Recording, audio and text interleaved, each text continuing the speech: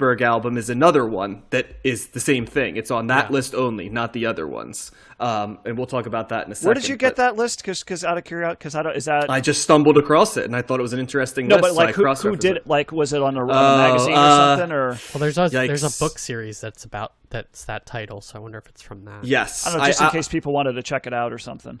I will try to pull that up and clean that stack the next time we do a Cold Listen Hot Take. Okay. Well, this was the second highest rated album for Faust in Best Ever Albums. It came in at number 224 in the 1970s. Okay. Faust 4, which came out in 1973. So that means that they're like do the Led Zeppelin thing where it's 1, 2, 3, and 4. Yeah. Yeah. Faust 4 was number 180 in the 70s. Okay. So. It's also short, so in another comparison to Trout Mouse Replica, this album is much shorter than Trout Mouse Replica was. Mm-hmm. For sure. All right. Faust, yeah. And now we are at Mr. Gainsbourg. Serge Gainsbourg-Historie de Mélodie Nelson is the album we're going to be covering right here. Matt, before I start us off on this one, can you give us a little bit of? There's no numbers for this, right? Because there's no Rolling Stone numbers, but there is a Best Ever Albums. This is his highest ranked album of all time of all of his albums, and it ranks number 119 in the 70s. So this was teetering so on it was well regarded. Yep. Yeah, it was well regarded. Yep. All right, so here is what I'm going to start the 15 minutes here. Here is what I have to say about this album.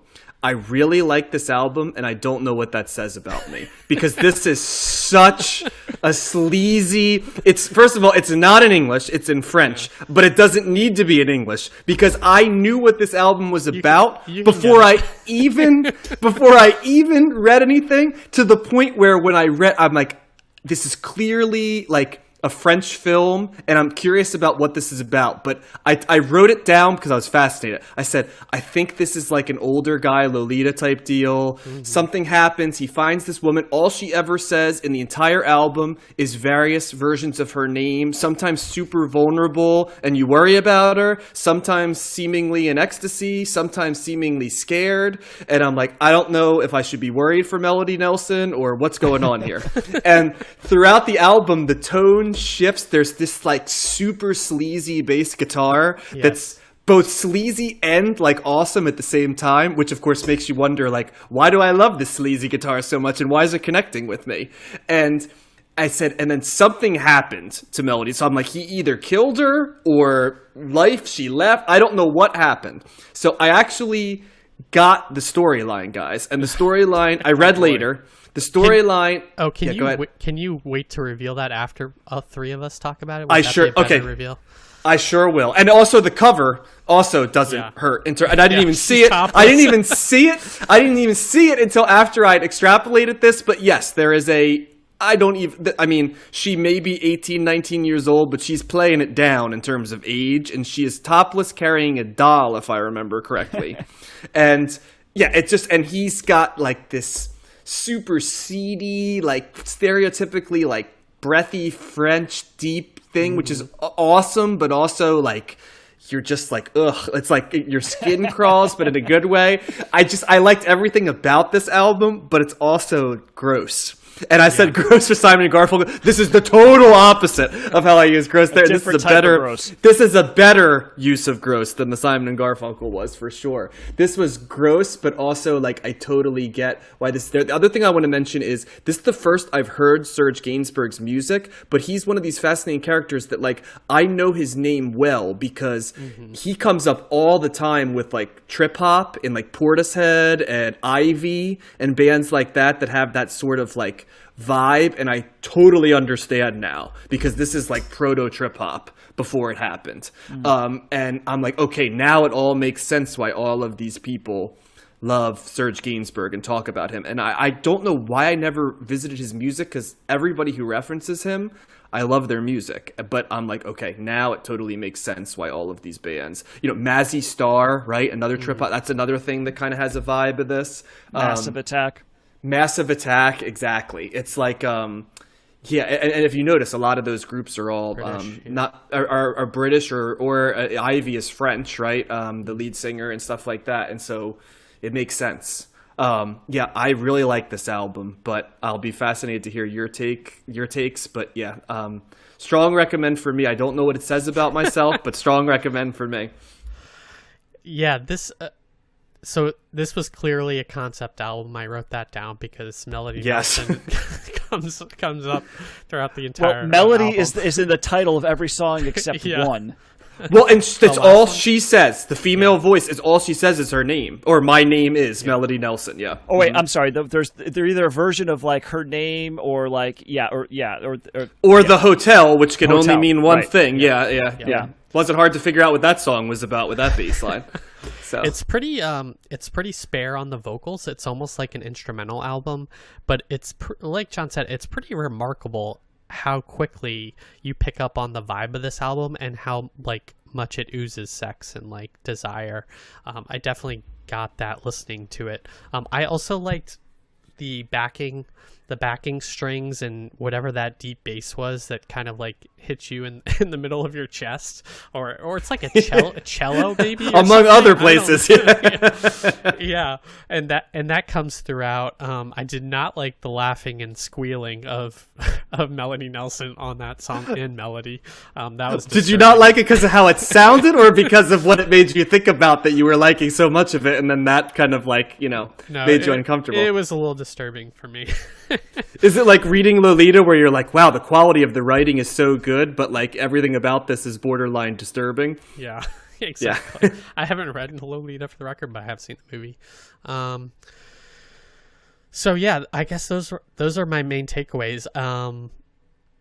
I wish I understood French, then I could pick up maybe on what he was saying. But yeah, he definitely sets the vibe and tone throughout. And I mean, God, I guess that's what music is about, right? Transcending words and different languages and being able to understand something through just the music. Matt, what do you got anything to add to my brief thoughts on this?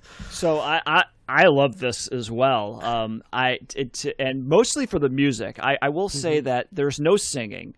So the guy is speaking, and not only is he speaking, it's kind of a little jarring, particularly because listening on headphones. It's one of those things. I don't know if you guys have ever done this. You've ever done one of those booths, like a 3D? It's like a 3D audio experience where you kind of. It's like at national parks or whatever, and you kind of sit in this booth and you put the headphones on, and they have these really ridiculously crisp and clear sounds, and they circle around, so you close your eyes and you feel like you're in like the jungle or something like that, and things are floating right by, like birds and stuff are going right, bees, and it's so there that it makes you cringe because you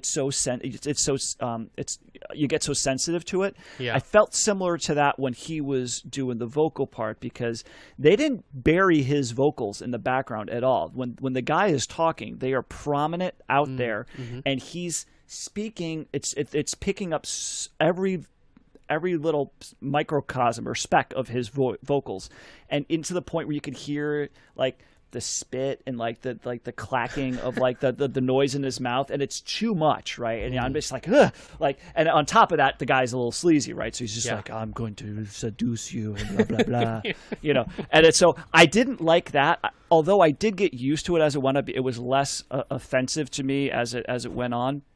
So that's probably my biggest complaint. I don't even mind the fact that the guy wasn't singing. I think that would have been, I probably would have preferred that after one listen. But I do wish that they pulled his voice back a little bit because it's a bit much. He's a bit much in the mic there. The music was awesome, right? This is way ahead of its time musically.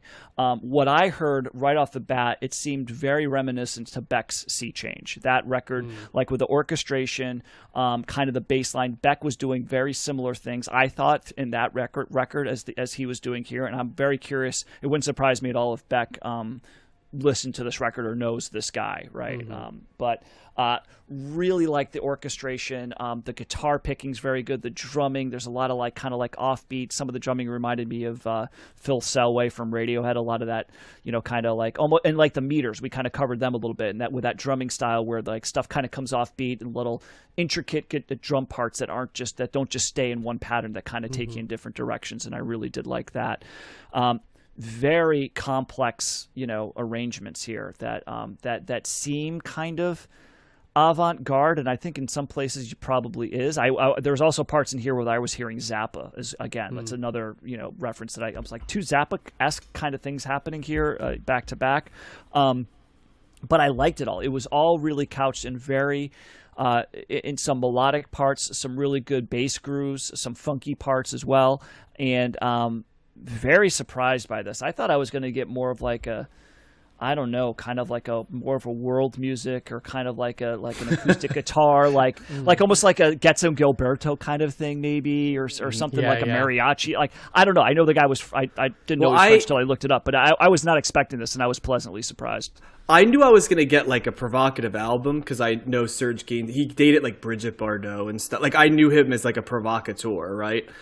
Interestingly enough, Matt, the Wikipedia page for Beck Sea Change says it has been said that the album's sound was inspired by that of Serge Gainsbourg's album History de Melody Nelson. Beck would later produce an album for and record with Gainsbourg's daughter Charlotte. So you nailed it, Matt. That's definitely there. Nice. That's right off the bat. I caught that. Yeah. Yep. Is it bad that I don't mind that it was gross?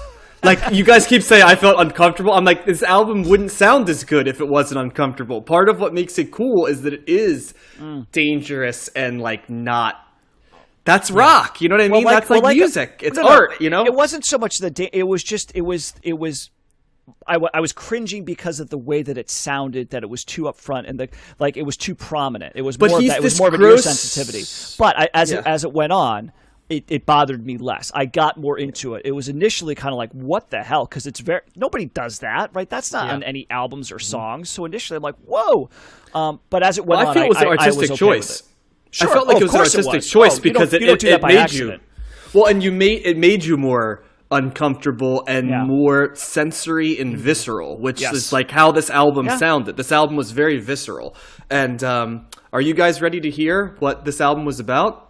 Yeah, definitely. Yeah, right. Guys, okay, so this album starts with, first of all, it's largely described as being a very witty album. So I'm doing a summary right here, but there's apparently, within the wordplay, there's a lot of different stuff that's apparently equal parts, like, depending on how you read it, either very funny as parody or a little too close to home, is it a joke or not? So let's start with that, which I feel is like a lot of high art, right? So anyway, the idea is that the narrator of this album is singing entirely about his say, right? So as I picked up on pretty quickly, Melody Nelson is basically like almost like a dream sequence of him remember her talking as he remembers it, right?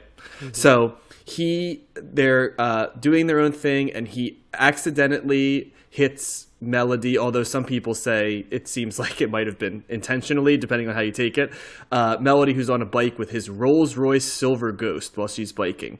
They strike up a conversation, and over time, he seduces her. He's a cigar-smoking, Monsieur, and they basically end up just having one-night stands in hotels where, he's enraptured by her, innocence and youth, and she theoretically is enraptured by his sophistication and worldliness. And then eventually she leaves and dies in a plane crash. And the remaining songs are about him processing that, and to some degree the meaning of life. He even says at one point, "Oh death, thou comest when I had thee least in mind," basically, like the kind of idea there is how it's described. And so there you go. And they said that basically the best thing about this is the three things that I read to try to get that, every single one of them used some sort of line like seedy, raunchy, bass line, which everybody picked up on that. And it's like, it's like very noticeable. The guy who did that, I wanted to give him kudos for this. Herbie Flowers, his name was. He actually was the bassist on David Bowie's Space Oddity album we covered, and he'll be on Diamond Dogs as well. He also pretty famously is on Lou Reed's Transformer, which has Walk on the Wild Side.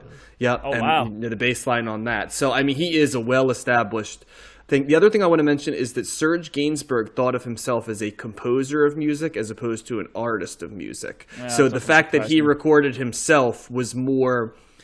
He thought he was a good fit for this material. But if he, you know what I'm saying? And he probably was, because he was, the person who was Melody Nelson was an actress named Jane Birkin, who was much, much younger than famous, him. Yeah. Yes, and he was dating her at the time, and there was a significant age gap, as you might imagine. So, truth imitates art. Because this is definitely, because that's another thing that I had in my notes here. It's definitely cinematic. Like, there's a part here where I'm like, I could see Tarantino putting this in a film, And yeah, but could Tarantino ever make a film that's this like? I mean, he does with probably not. No, I he was does talking with more of violence. He does with violence what this album does with sex. You know what I mean? Yeah. Like you'd need like a real, like I'm trying to even think, Josh, and this is where who would be like a director that would, you know, because the book equivalent of this is Lolita, and Nabokov, you know, is a fan. Right. I mean, those Russian writers of that period. I mean, they were highest of end, you know, wordsmiths. Like, who is the film equivalent of the Nabokov and the Gainsbourg in terms of writing about sex? Like, not in like in a way that makes you uncomfortable, but not necessarily in like a like it's hard to write about consensual sex that still makes you uncomfortable when you're not a prude. And that's what this album is. Yeah, that's not really an American thought line when it comes to sex, and especially depicting it on film. That would definitely be a more European sensibility, or maybe even like Japanese. French in particular. Yeah, French in particular is sort of known for the May-December romances are much more common in terms of there's both ways, you know. Yeah. So I was also getting. Oh, go ahead. Who's the film director though, Josh? Can anybody jump out to you or? Well, we can talk about it. Yeah, I'd ever, you know. Oh, it'd probably be some French director. I'm sure they made a movie that puts this in the backing tracks. French CTS fans, help us out, or film buffs. You know, are we big in France, cinephiles. John? We have that big following. It France is going? the only country in Western Europe where we have not had a listener. We have not been able to seduce the French. I don't think we have Belgium either, but we have. But yes, maybe this will be the honey that is. If this doesn't do it, I don't know what will. Maybe we have to. We can just run them over with a car. We can run them over with the Rolls Royce. You know. Yeah. I was also thinking for some reason, and it's not like I wouldn't say that this music sounds a ton like, but there's something about this that reminded me a little of Leonard Cohen as well, like in terms of just like the style or like the overall aura of it. Not saying that Leonard Cohen was a big sex guy, but there's something like it's cool. Well, he writes about it though. Yeah, that's true.